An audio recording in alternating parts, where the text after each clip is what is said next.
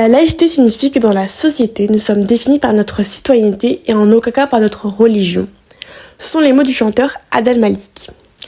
La loi de séparation des églises et de l'État est la loi qui a été adoptée en 1905 et qui établit une séparation institutionnelle entre les institutions religieuses et l'État en France.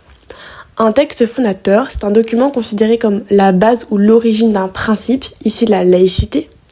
Et la laïcité, c'est le principe de neutralité de l'État en matière religieuse, garantissant ainsi la liberté de conscience et l'égalité des citoyens devant la loi. Cela nous amène à nous poser la question suivante.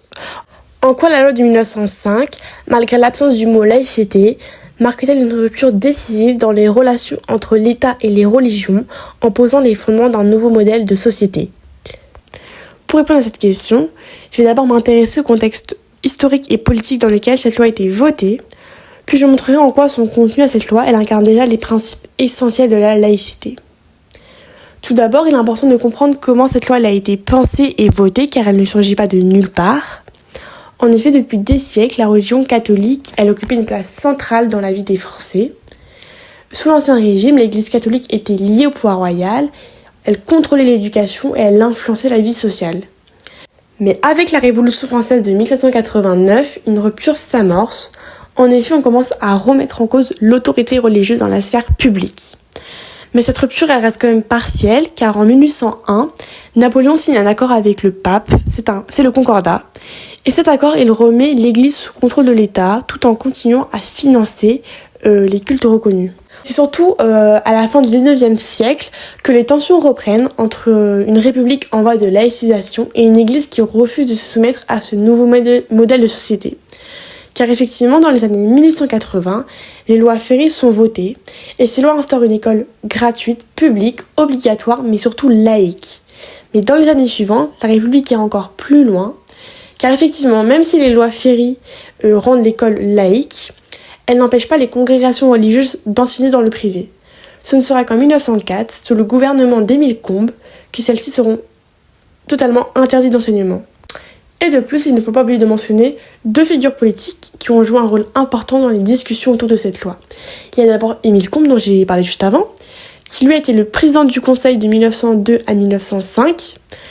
C'était un homme politique très anticlérical et qui souhaitait donc une rupture totale entre les églises et l'État, ce qui n'a donc pas eu lieu.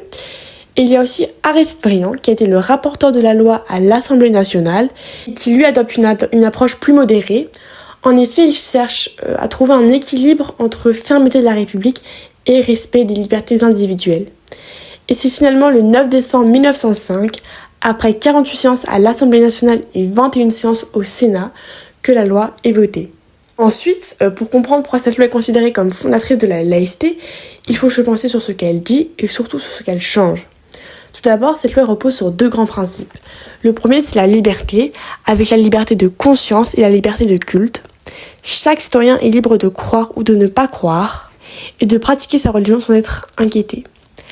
Le second principe, c'est la neutralité de l'État. En effet, celui-ci, à partir de 1905, ne reconnaît plus aucun culte. Ainsi, il ne verse plus de salaire au ministre des cultes et il ne finance plus aucune religion. Et donc cette séparation concrète entre les églises et l'État modifie profondément la société française. Effectivement, l'espace public, il devient neutre, commun à tous, croyants ou non. Par ailleurs, et contrairement à ce que certains ont pu craindre à cette époque, la loi n'interdit en aucun cas la pratique religieuse. Au contraire, elle la protège, mais dans un cadre fixé par la République, comme j'ai pu un peu l'expliquer juste avant. Et d'autre part, il faut aussi rappeler que cette loi, elle pose les bases d'un compromis durable. Effectivement, l'État, il devient propriétaire des lieux de culte construits avant 1905 et en échange, il les met à disposition des croyants gratuitement. Ainsi, à partir de 1905, les religions doivent désormais s'organiser en associations cultuelles sans argent public. Et au départ, cela crée des tensions, surtout avec l'Église catholique, mais au final, ces règles ont fini par s'imposer et même devenir une norme dans notre société. Ainsi, et pour conclure, la loi de 1905, sans même mentionner le terme de laïcité, elle va en poser les bases. Effectivement, elle marque une rupture forte en affirmant un État neutre, une liberté de culte et un espace public qui devient commun à tous. En ouverture, on peut rappeler que la laïcité entre dans la Constitution en 1946, ainsi signe de son importance.